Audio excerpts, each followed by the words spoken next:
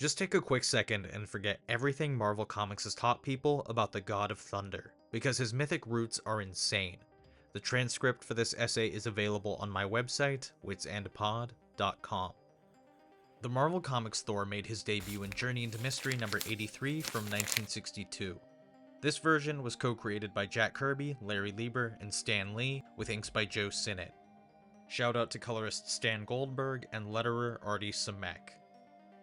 Before Marvel became Marvel, it was a company called Atlas which put out monster, western, romance, and suspense comics before kicking off a new superhero boom with Fantastic Four number 1 in 1961.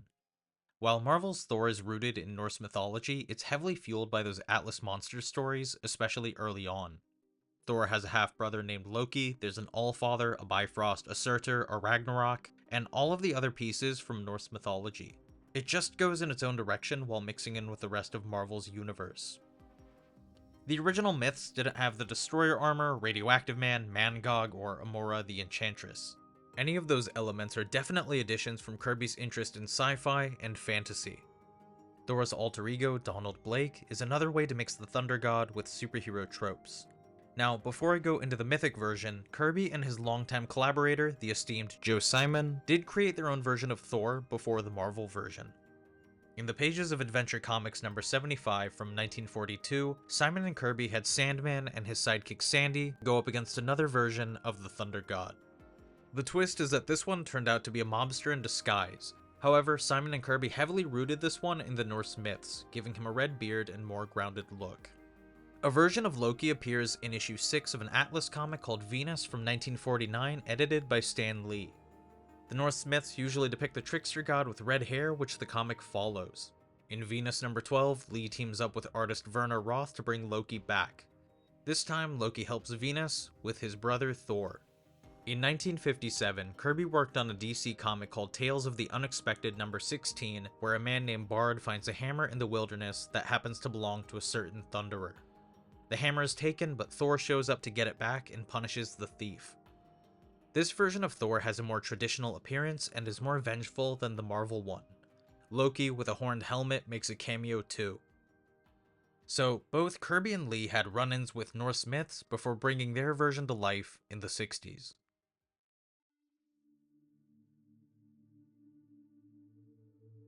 For this, I'm going with the Elder or Poetic Edda since it's the older source for Norse myths. There are some solid Thor runs, but I'm pulling from the original Silver Age run and writer-artist Walter Simonson's era, since those have Thor's most classic stories. Norse mythology, unlike Western mainstream superhero comics, has a beginning, middle, and end. Even though there's life after Ragnarok, the main myths usually end. I've talked about this in other videos, but superhero comics become cyclical. A run can end, but the series has to move on. In the original myths, Thor's hammer Mjolnir doesn't have the worthiness inscription. We all know it. Thor has to wear gloves and a belt of strength to pick up the hammer. Although there are myths where others are able to pick it up.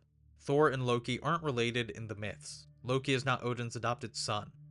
The poem Lokasenna in the Poetic Edda has Loki insulting all the gods and goddesses. It talks about how Loki and Odin are blood brothers. However, Thor and Loki get into their own hijinks in a lot of myths, so they're still heavily associated with each other.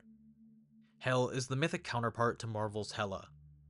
Kirby's Hela is more like a supervillainess, while the mythic version of Hel has a grotesque design.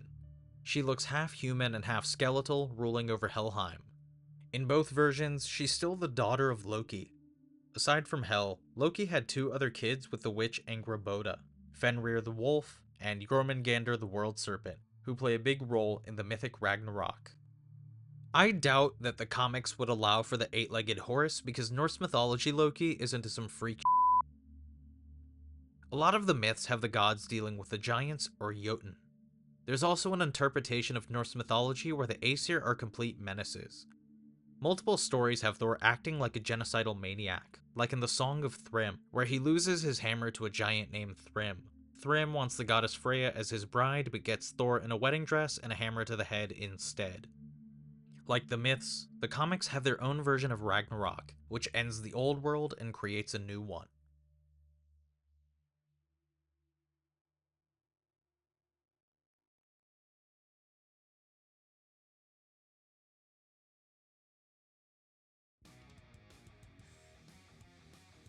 Jack Kirby's last Thor story was in issue 179, but in issue 176 to 177, the king has Thor and the Asgardians face off against Surtur.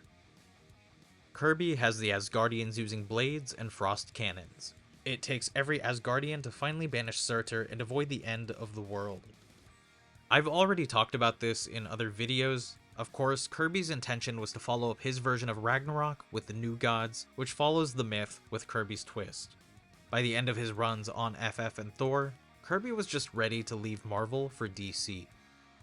When writer-artist Walter Simonson takes over Thor with issue 337, he immediately establishes Surtur as an ominous threat, showing the Scourge of Ragnarok forging the Twilight Sword, slowly building up to a massive story.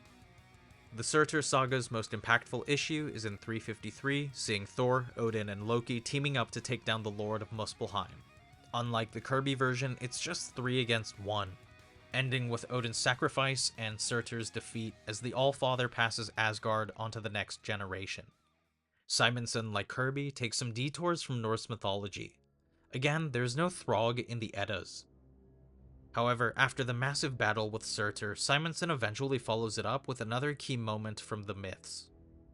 In Thor 380, Simonson has the Odinson going up against Fin Fang Foom, who turns out to be Jormungandr the World Serpent in disguise. Jormungandr is one of Loki's children who grows big enough to wrap around the world and is destined to fight Thor during Ragnarok. So Simonson ties the mythology to the Atlas Monster Comics roots. This issue is written and penciled by Simonson with inks by Sal Buscema and explosive lettering by John Workman. It's a massive fight presented on a grand scale, an issue of just splash pages, where Thor, bearded and wearing full armor, faces one of his most dangerous enemies. Only Mjolnir can shatter the World Serpent's teeth. Just like in the myth, Thor and Jormungandr defeat each other. Also like in the myth, Thor takes 9 steps before he collapses, 9 steps exactly, no more, no less. As people know, Norse mythology has a thing for the number 9. In the comic, Jormungandr hits Thor so hard he becomes jelly. Thor's body is gone, but his armor and soul remain. In issue 382, the final issue of Simonson's run sees Thor going to Helheim for a final confrontation with Hela, while Loki commentates. Thor gets his body back, and it's mentioned how Loki is the father of Hela and Jormungandr, although Fenrir the Wolf isn't mentioned. The witch Angrboda, the mother of Loki's children, shows up for an issue during Simonson's run, but she doesn't have too big a role. So Thor survives Helheim, slaps Loki on the wrist, breaking his arm, and flies off triumphantly into the distance. The ending itself is solid for Thor's story. It does have a bookend, however the way these comics work is that they can't just get rid of Thor. Although, it would be pretty metal if Kirby or Simonson did Ragnarok the way it happened in the myth.